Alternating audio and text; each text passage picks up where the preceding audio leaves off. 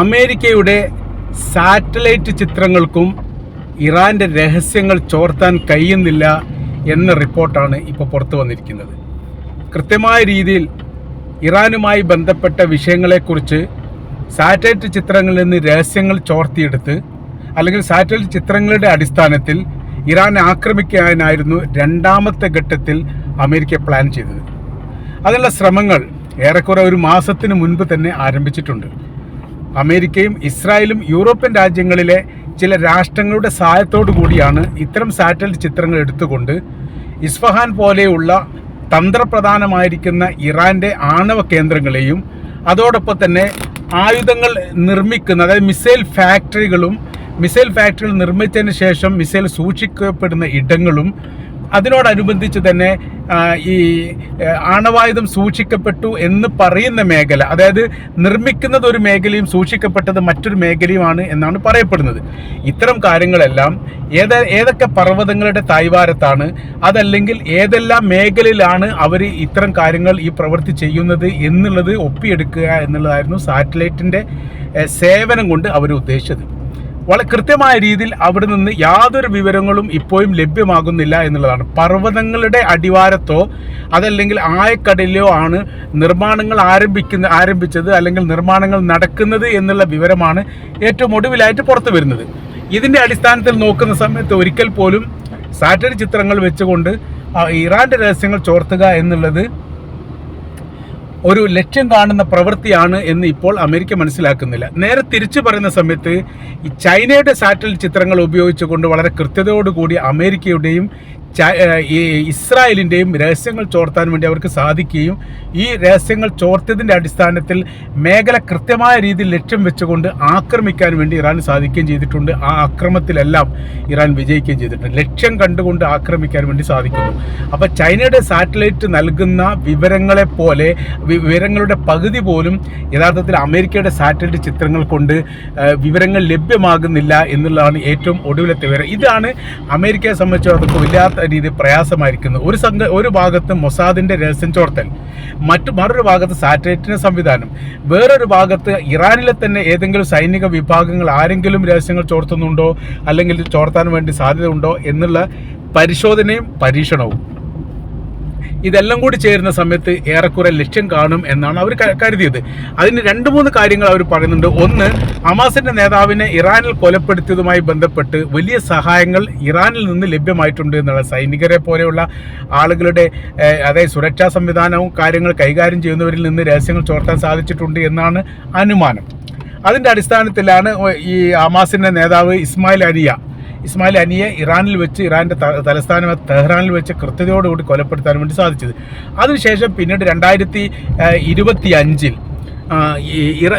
ഇറാന് നേരെ നടത്തിയിരിക്കുന്ന ആക്രമണ പരമ്പരകൾ തന്നെ ഏറെക്കുറെ സമാനമായ രീതിയിൽ തന്നെയാണ്. അവിടെ സൈനിക മേധാവികളെ, ശാസ്ത്രജ്ഞന്മാരെ, ബന്ധപ്പെട്ടവരെ എല്ലാം 2025 ആദ്യത്തെ ഘട്ടത്തിൽ കൊലപ്പെടുത്താൻ വേണ്ടി സാധിച്ചത് ഇത്തരം രഹസ്യ കാര്യങ്ങൾ ചോർത്തിയിട്ടാണ്. അങ്ങനെ ചോർത്താൻ സാധിച്ചത് കൊണ്ടാണ് എന്നുള്ള വിവരങ്ങളും പുറത്തു വന്നു.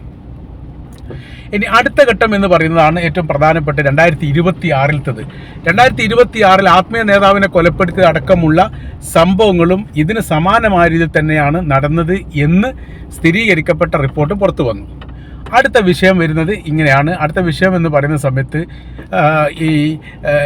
അവരുടെ ആണവായുധ മേഖല കേന്ദ്രീകരിച്ചുകൊണ്ടുള്ള ആക്രമണം, അതായത് രണ്ടാം ഘട്ടം. ഇപ്പോൾ വെടിനിർത്തൽ കാലാവധിയാണ്. ഇത് കാലാവധി കഴിഞ്ഞതിന് ശേഷം സംയുക്തമായ രീതിയിൽ ഇസ്രായേലും അമേരിക്കയും ഇറാനെ ആക്രമിക്കണം. അതാണ് അതിൻ്റെ കണക്ക്. ആ ഒരു കൃത്യത പറയുന്നത് അങ്ങനെയാണ്. അങ്ങനെ ഒരു ആക്രമണമാണ് രണ്ടാം ഘട്ടത്തിൽ ലക്ഷ്യമാക്കുന്നത്. അങ്ങനെ വരുന്ന സമയത്ത് അവരുടെ തന്ത്രപ്രധാനമായിരിക്കുന്ന മേഖലയുടെ രഹസ്യങ്ങൾ ചോർത്തണം.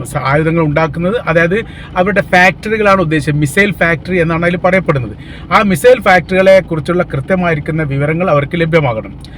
അതിനു വേണ്ടിയിട്ടാണ് അവരുടെ ഈ സാറ്റലൈറ്റ് ചിത്രങ്ങളുമായി ബന്ധപ്പെട്ട കാര്യത്തെക്കുറിച്ച് ഒരു കൃത്യത അവർ ഉണ്ടാക്കാൻ വേണ്ടിയിട്ടുള്ള ശ്രമം നടത്തിയത്. അതാണ് ഒന്ന് അതിൽ പറയുന്നത്. അടുത്ത രണ്ടാമത്തെ ഘട്ടം എന്ന് പറയുന്നത് ഇവരുടെ ആയുധങ്ങൾ സൂക്ഷിക്കപ്പെട്ട മേഖല ഏതാണ് എന്നുള്ളത് പരിശോധന. ആ പരിശോധന നടത്തിയതിന് ശേഷം ആയുധ സൂക്ഷിപ്പുമായി ബന്ധപ്പെട്ട കാര്യത്തെക്കുറിച്ച് ഒരു നിജസ്ഥിതി വരുത്തണം. ഇതാണ് അതിൻ്റെ രണ്ടാം ഘട്ടം.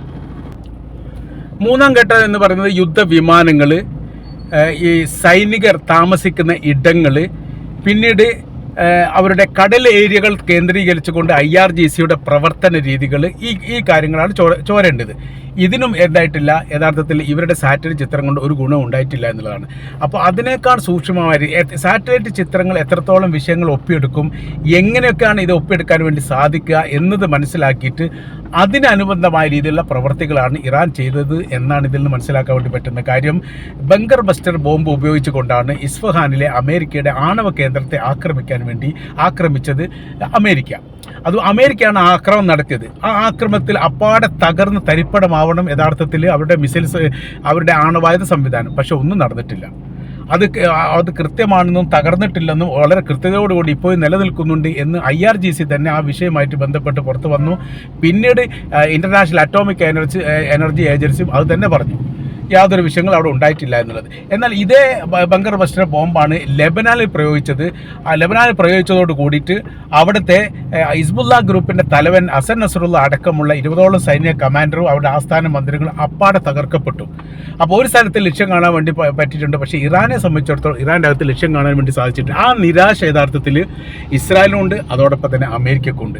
അപ്പോൾ ഇപ്പോൾ അവർ പറയുന്ന കാര്യം, നമ്മുടെ സാറ്റലൈറ്റ് ചിത്രങ്ങൾ കൃത്യതയോടുകൂടി വിവരം തരുന്നില്ലെന്നും, എന്നാൽ ചൈനയുടെ അല്ലെങ്കിൽ ഇറാന്റെയോ സാറ്റലൈറ്റ് ചിത്രങ്ങൾ വളരെ കൃത്യതയോടുകൂടി വിവരശേഖരണം നടത്തുന്നുണ്ട്, വിവരം ലഭ്യമാകുന്നുണ്ട്. ആ ലഭ്യമായതിൻ്റെ അടിസ്ഥാനത്തിൽ അവർ ആക്രമണം നടത്തുകയും ചെയ്യുന്നുണ്ട്.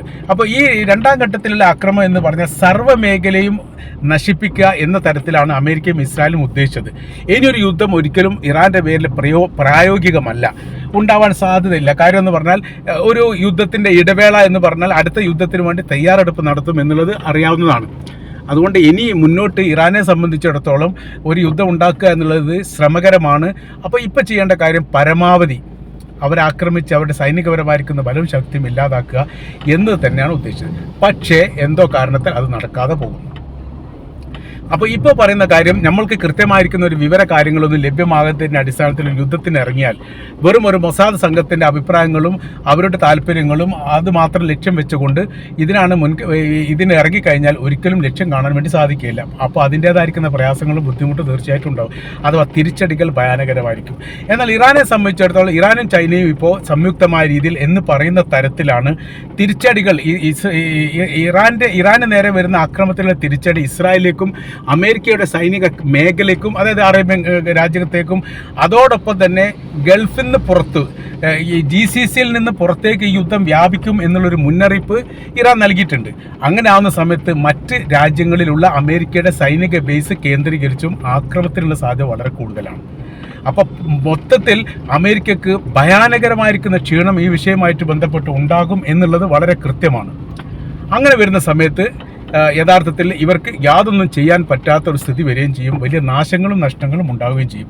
അങ്ങനെയാണ് ഇപ്പോഴത്തെ നിലവിലെ സാഹചര്യങ്ങളും അവസ്ഥകളും നിൽക്കുന്നത് എന്നുള്ള ഒരു യാഥാർത്ഥ്യമാണ്.